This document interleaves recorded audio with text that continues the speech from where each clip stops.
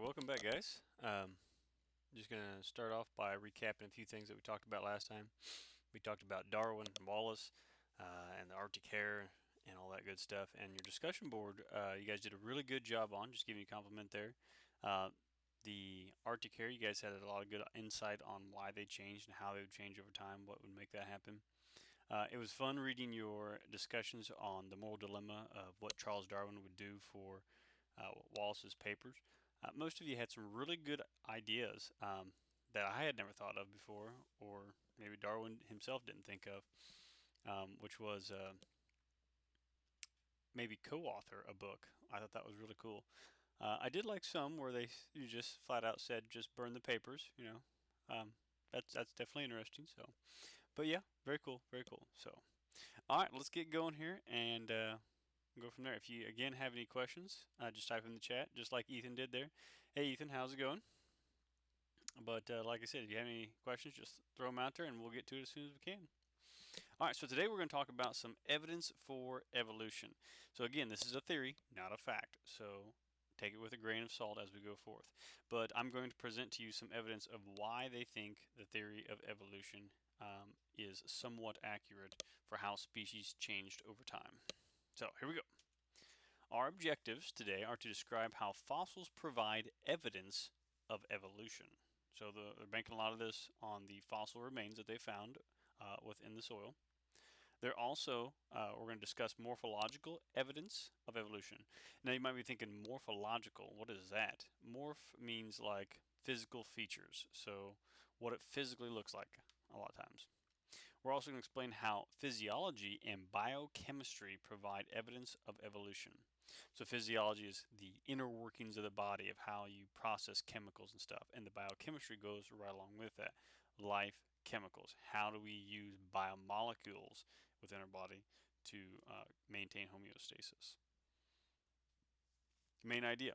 Multiple lines of evidence support the theory of evolution. Okay, so it's not just one thing that they're hanging their hat on. There are several things that they have found that lead them to the same conclusion that species have changed over time. A big misconception before we progress further into this is that species evolved from current species today, and that is not accurate. So, what do I mean? For example, some people believe that we evolved from our close relatives, primates, the chimpanzees. We did not evolve from chimpanzees. We had a common ancestor with those because we do share 98% of our DNA in common with them, which means we are still primates as humans and that we have close cousins or relatives in the species tree. So as you look here at this cladogram is what it's called, you see that there was a ancestor butterfly that had black and orange wings. Over time, two populations started to diverge for whatever reason, because of the environment, predators, prey, selection, whatever it was. There was one that had lighter colored wings, that they were no longer necessarily black, but they developed mutation that caused them to be more of a bronze or a brownish color, while the other population started diverging off into the normal black. They still gave this way. So over time, we had a new trait emerge, a variety per se. And then over time, we had another split where the black wings still remained, the tips, but the orange disappeared and it became white, another mutation. But we still retain the original one here. So, did this species evolve from this species over here? No. Did this species evolve from the middle one or this one from this one? Not necessarily. These three are current species. Now, this one does happen to look a lot like this one, but again, it's a different individual. It shares a lot of the same DNA, but not necessarily the exact same. Okay, so again, does not come from current species. Fossil record.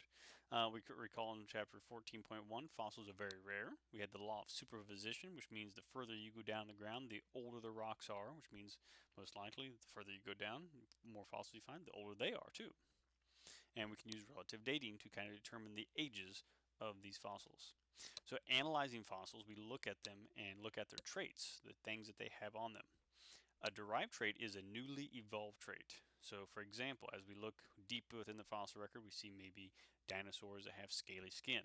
But as we look more recent, we find that there are individuals that have feathers, like Archaeopteryx.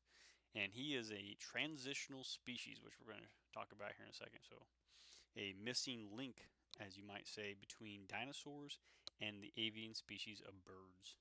And they have found a number of fossil remains now that kind of prove that there were dinosaurs that had feather extensions or feather-like extensions, which is pretty cool. They even found one encased in amber, which actually showed the feathers coming off a piece of reptilian skin, which is kind of cool. So you can check that out if you want. Ancestral traits are traits that appear in ancestors, similarities between old and new. For example, things like teeth, tails, hair, all those things sometimes are conserved for whatever reason, and they remain. If we look back in the early mammals, they probably had teeth just like we do today. So that trait came from somewhere. We look across many mammals, they all have teeth. Okay, so very common base standard trait. This is a kind of a picture of Archaeopteryx, what they think he might have looked like. So kind of a reptilian type of bird. You can see the scales on his face, on his claws there, legs, but he has a feathered body, which is kind of cool. And you're thinking, how do they know that this was actually the case? Well, Archaeopteryx, again, they found a fossil remains. They were fortunate enough to find this. I believe it was in Germany where they found this. And you can see here are the forearms, and then here's the neck and legs and whatnot. You can see here's the vertebrae, and here is the skull. These would be like the collarbones. So what happened to this bird here? The head must have got ripped off. Must have hit I don't know, a giant long-necked dinosaur ran into a cliff or something. But his vertebrae was definitely ripped from his clavicles there. Got a few questions here. Oh, that's just Teague that says, this is Kale. Oh, hey, Kale. It's good to see you, buddy. Hope everything's going well for you. But as you take a look at Archaeopteryx, again, this was a very small dinosaur that had feathers. Now, I want to go back to this photo. As you look at this individual here, you might see that the scales on the legs do exist. You know what else still has scales on their legs? Chickens. Think about a chicken. They don't have a scaly face per se, but they still have scaly legs and they have little talons. So it's not unheard of to think of maybe that birds were a descendant of reptilian ancestor. So kind of cool. All right, so now you go through the fossil record, and there are transitional fossils that are intermediates between ancient species and newer species. So what we've seen in the past for fossil record and what we see today. So as you look at this little picture here, you can see time goes up and we have a very basic like pentagon shape. Due to the law of superposition, the older fossils are at the bottom, newer ones at the top. Over time, we see each layer has something slightly different. Little lines on the pentagon, spikes on the pentagons, now they become tentacles on the pentagon. So it's starting to change slowly but surely, and that's what scientists look at, are the small, subtle changes over time. Now, a really cool, interesting story is right here with the horses. Horses actually went extinct in North America. Now you're thinking, wait a minute. I've seen horses. I drove past it on the road. I've seen a horse. They're still here. True. Horses actually originated in North America. They were smaller organisms like these two down here. The fossil record actually shows that. But then all of a sudden, boom, they're gone. They don't exist anymore. But yet we still have horses today. The question is, how did that happen? Scientists believe that many of the horses, some of them, a group, went across that land bridge between Alaska and Russia, that they were transitioning over to Asia. And in Asia, we had a number of horses that were cultured over time to do work and stuff like that. They were selectively bred for, and then sure enough, over time, they spread across from Asia to Europe, which they were used quite heavily for horseback riding and the means of transportation. And then the Spanish, believe it or not, took them on boat rides back to North America when they discovered the New World. And as such, they released some of them. They started breeding the populations like as if they were meant to be there, and turns out they were. So the Spanish reintroduced an extinct species to North America. So did the species completely go extinct? Not necessarily, but it did transition over time into what we see today, which is kind of cool. So horses, if you like them, you have some of your own, be thankful because they weren't always here. Comparative anatomy, which is kind of cool. So scientists also look at some of the physical features on current modern species. And as they look at them, they go, some of these structures are the same. Homologous structures. The word homo in science actually means the same as we talked about. So similar structures in organisms that are inherited from common ancestors. So as you look at the human arm, we have what is called the humerus bone right here. We have the ulna and the radius. We have carpals, metacarpals, and our phalanges, which are our fingers. When we look at something a little smaller than us, a cat that walks on four legs, they too have a humerus, an ulna, a radius, carpals, metacarpals, and phalanges. A whale, big, large organism, but it still has a humerus, ulna, radius, carpals, metacarpals, and phalanges. Even a bat, humerus, ulna, uh, radius, carpals, metacarpals, and phalanges. So something that walks on two legs that doesn't use their arms for walking, something that walks on four legs, something that swims in the ocean, and something that flies in the air. They all have similar bone structure. They're all doing different things for means of transportation with these limbs, but yet they all had a common ancestor based upon the conserved bone structure. Now, I'm not denying that the bones have changed ever so slightly over time, and that yes, a whale's humerus might seem short and fat here, but is probably just about as big as our entire arm. So the length and size of these things can change over time too for their habitats and whatnot. So again, the base standard of bones are there, and that's the same structures inherited from a common ancestor. So again, this picture up here shows you a cladogram where A, B, and C maybe are humans, cat, and whales, and all were derived from a common ancestor long ago that diverged off into these smaller populations. All right, comparative anatomy. This is where it gets also interesting. Vestigial structures, reduced forms of functional structures in other organisms, which means these things still persist, but they're not used the way they were back in the day. All right, so the first picture that you see on the lower left is your intestinal tract. So you have your colon, and then you have what is called your appendix. And if you've ever had this removed, you know all about the appendix. So where is your appendix at? This is very good to note. All right, so this is your health and safety tidbit for today. So if you want to know where your appendix is, what you need to do is take your right hand, put two fingers together, take your index finger, place it on your belly button, and then slide it right below your belly button, and then between your belly button and your right side. So put your hand on, or kind of figure out where your hip is, line it up, and go halfway in between your belly button to your hip, and it should be right there.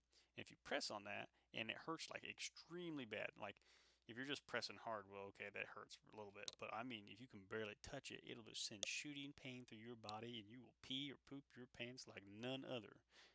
All right. If you've ever had appendicitis, you know exactly what I'm talking about. But if you ever feel like your side is hurting and whatnot right in that area, and it's just tender to the touch, then you may have appendicitis and you need to immediately get to the hospital. Your appendix is inflamed, which could burst. If it bursts, it releases a bunch of bacteria into your inner cavity, which is really bad because it cause infection and then kill you. Yeah. If it does burst, I've known some people that said that they've had theirs burst. They actually have to have surgery, cut you open, take your organs, move them around, wash your body cavity out, stuff it all back in there, and sew you up. Good times, right? Probably not. So, and even then, there's still a good chance you might die. So, of infection. So, appendix. If it hurts, go to the doctor. This little guy down here, cute little guy, he is known as the blind cave salamander, which does exist in Missouri. The blind cave salamander, well, he can't see for one, but he has eyes. Why would a blind organism even need eyes? Even when they're born, they don't have the ability to see. They just are blind at birth. So why would an organism have eyes if they're not going to use them? Again, it's a vestigial structure. There was a land-based one which it did use sight for finding food, evading predators, whatever.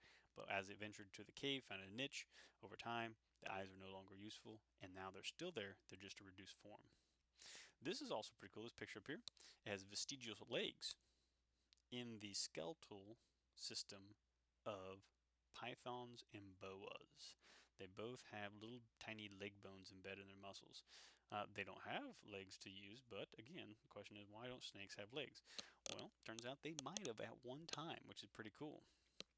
So there you go. let's play a game. If you don't like snakes, woo, tough luck here.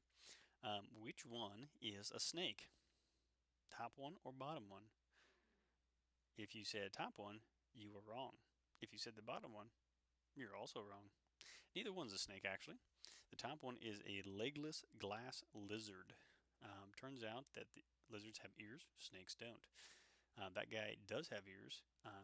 He looks a lot like a snake, but for whatever reason, he is habitat naturally selected against legs, and now he looks more like a snake, but he's not. The bottom one is a five-line race runner or a skink. These little guys look kind of like snakes. You can see how small their legs are. They are very fast. They do occur around here in Missouri as well. So you might have a chance to see both of these somewhere out there. But if you find the top one, it's super rare. The bottom one, I've seen quite a few of them. I've got some on my property too. So again, sometimes they can have them, sometimes they don't. So it's not unheard of for other organisms to reduce their legs. This is another interesting story here. Um, this scientific name I'm not going to attempt to say, but you can see this is the scientific name of this transitional fossil. Turns out whales actually have vestigial hip bones. So they're not actually attached to the spinal column, but they're in there. You can see them. This is very common in a lot of whales. So why would they have hip bones if they didn't have legs? It turns out they believe that their ancestor, once again, did live on land over time. That these organisms were near the shoreline. They foraged and hunted there because there's a lot of fish, maybe less predators, more prey, whatever it was. But they had probably webbed feet, and as such swam the water. But eventually, over time, these organisms kept going out farther and farther, and these hind legs actually became problematic. So those that had shorter ones probably swam faster, could do more. Those with the longer legs didn't do so well. So as such, they probably got eaten or starved, one of the two. But over time, ended up in these things. These guys eventually faded out of existence. But we have their fossil remains, and we can see that they did, in fact, have hip bones with legs that were more webbed, which is kind of cool. So fossil evidence does show that there are some things out there. Comparative anatomy, analogous structures, structures that have the same function but look different, and they are not inherited from a common ancestor. So what am I talking about? Like a bird's wing right here has feathers, has very similar bones, humerus, ulnar radius, and even phalanges. Bat, same thing. But again, the ability to fly was, once again, not necessarily direct lineage. So the ability to fly came from two different ancestors. Same thing for insects. Insects, they have the ability to fly, but they don't have the same homologous bone structures. So again, 3 different times in history did flight emerge. So it's not that all flight came from one common ancestor. It can come from multiple ones if given the chance. Comparative embryology, which is kind of cool. We'll end here on this slide. I'll just talk a little bit about a few things here. So as we look at how organisms develop within the womb, we notice an early pre-birth stage that there are certain similarities. So as you look at a fish, salamander, tortoise, chicken, and a human, we all look kind of similar at the very beginning, believe it or not. We all have common things like eyes, we have a tail, we have these weird things called gill slits, not gills, slits for where the gills would be. Now, some of these organisms, like a fish, yeah, they're going to have gills in the end. Salamanders, they can have external gills, but a tortoise and a chicken and a human do not. But yet we still retain these things in our early developmental stages. You're like, where did they go? Well, it turns out apoptosis got rid of them for us. And remember, apoptosis, the programmed death of cells. So it just was a base standard plan for developing organisms that worked really, really well. I mean, you're here today, so it had to work pretty well. But it was retained. Some of these things were. Some of the genes still exist, but sometimes genes get turned off or turned back on for whatever reason. So as you look at the first stage, we look very similar. Second stage, we start to diversify off even more. And by the final third stage there, we start looking more and more like what we're supposed to be, except for a chicken. That thing looks like an alien. So common things, again, eyes, gill slits, and tails. Okay? But some things are very unique to other ones, like wings or arms or a shell. Those things are very unique to the organism. Okay, I'm going to stop here today since it's almost 20 minutes here. So if you have any questions, go ahead and post in the chat. Um, while you're doing that, I'm going to remind you that there is a discussion board, which I'll post right here after the video, and a small video quiz. And again, the video quiz is just to test your knowledge of what we talked about today.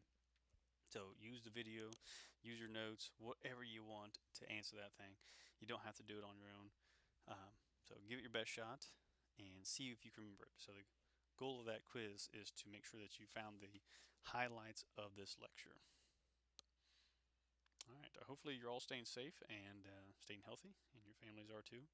But you've also got outside and maybe did a little yard work or went for a walk or something to get some of that fresh air. That's always a good thing. Um, so just be careful out there. So any questions, or you can just say hi. I do miss you guys. I hope we get to have school again sometime. I enjoy the more elaborate conversations that we have in class. Those are always fun. Makes it worthwhile. Again, I'll stay on here just a few minutes longer for any questions that you might have. If not, you can always email me, and I'll answer them that way or bring them up next time.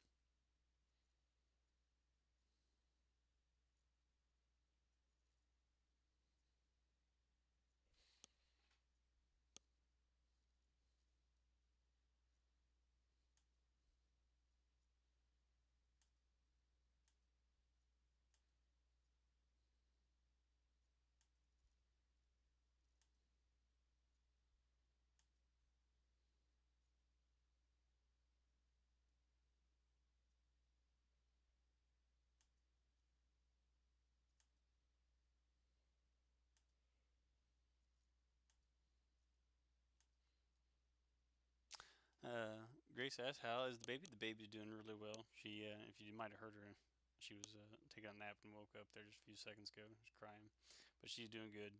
I think she misses her daycare buddies, but she's growing like a weed and getting into everything. That's for sure. So, but thank you for asking. It's been fun to spend some time with her. Hopefully, you guys have gotten some time to spend with your families too. Well, all right, guys. Thanks for tuning in. I don't see any other questions, so take care and be safe.